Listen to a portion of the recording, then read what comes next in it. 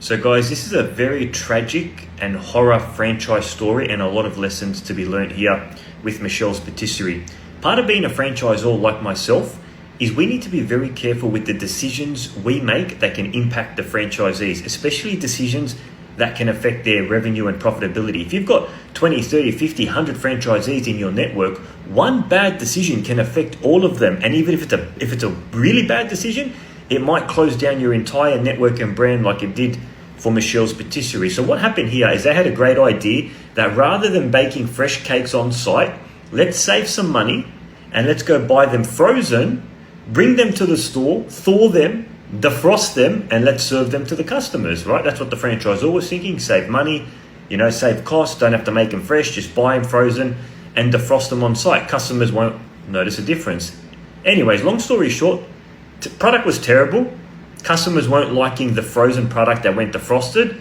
They really didn't like it. Profits were going down.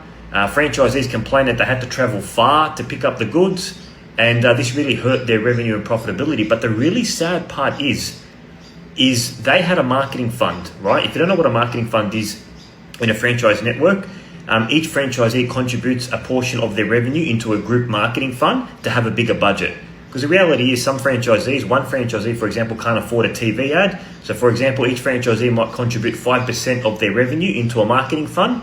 Head office take that marketing fund and invest it on their behalf as well. It's a good way, to accumulate all money and spend it at once rather than having each franchisee going solo. Anyways, what they did is they spent this marketing fund money on two things. They spent it on these new frozen products, which you're not allowed to because it's not really marketing, it's equipment cost.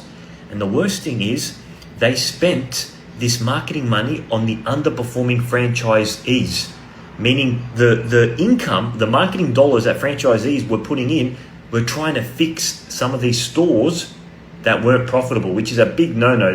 There's a lot of regulation around the marketing fund. Franchisors are moving away from it because you have to declare where the money's going. It has to be in a separate bank account. It has to be audited. You have to show franchisees monthly reports of where their marketing dollars are going. But the head office was spending the marketing dollars on fixing the underperforming patisseries, and they went to court, and there was a class action.